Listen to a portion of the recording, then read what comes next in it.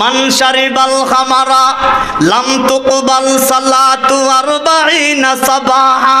বিশ্ব নবী বলেন আমার উম্মত কোন মুমিন যদি একদিন মদ পান করে রে কমপক্ষে 40 দিন পর্যন্ত তার কোনো নামাজ কবুল হবে না। নাউযুবিল্লাহ। ঈদের নামাজ কবুল হইব, হ্যাঁ? আর জানা যায় দায়ানু দেজমা পড়ো বিসমিল্লাহির রহমানির রহিম, এটা কবুল হইব নয়। আমি এটা কথা বলি, প্রথম নম্বর হলো জানাজা তো আর এটা রাজনৈতিক কোনো মঞ্চ না, না আপনারা মঞ্চ মনে করেন? দুই এক কথা আচ্ছা বলবেনই বালা।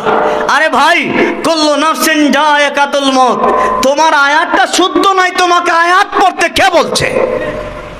হ্যাঁ, দরকার আসেনি? কোরআনের আয়াত তুমি বিসমিল্লাহ শুদ্ধ করে জানো না, লাশ সামনে রেখে তুমি বুল তিলাওয়াত করতে, এই পরামর্শ কে দেয়? আর আমরাও মনে করি মাশাআল্লাহ আমাদের নেতা কোরআন শরীফের আয়াত পায়।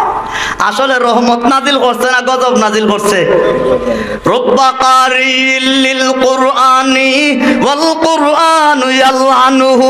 অনেক কোরআন পড়নেওয়ালা কোরআন পড়ে কিন্তু কোরআন তাদের উপরে অভিশাপ দান করে। এদিকে আর যাইতাম না, আমার মূল কোথায় যাই।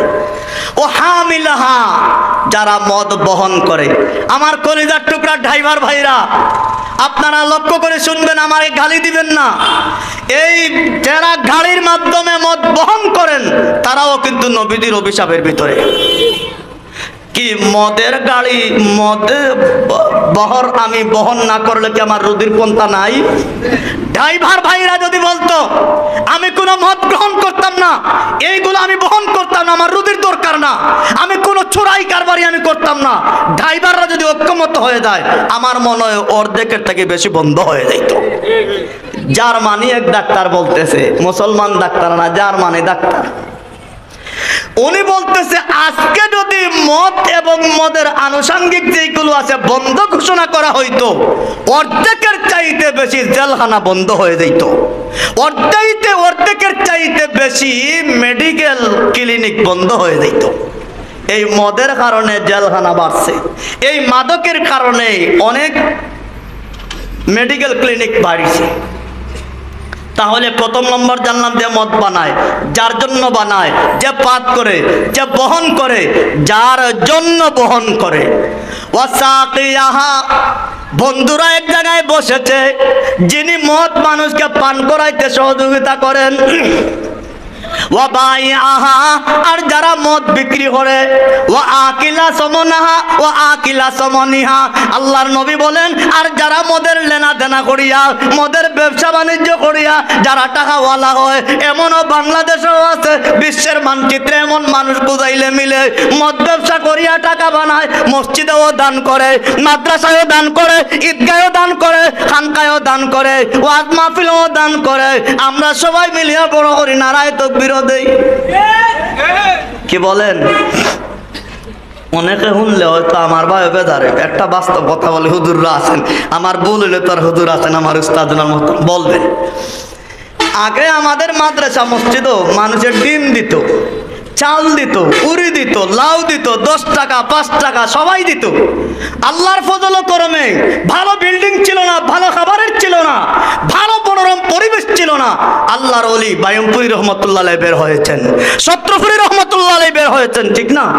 কিন্তু আজকে এত বিল্ডিং অট্টালিকা হয়েছে, এত সুন্দর মনোরম পরিবেশ হয়েছে, কিন্তু বায়ুমপুরি বের হওয়া সম্ভব?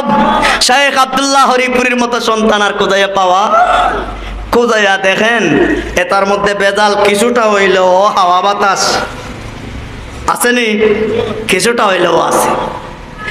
আমরা মাদ্রাসাওয়ালা নিজের কিছু দোষ না হইলে সুন্দর লাগে না।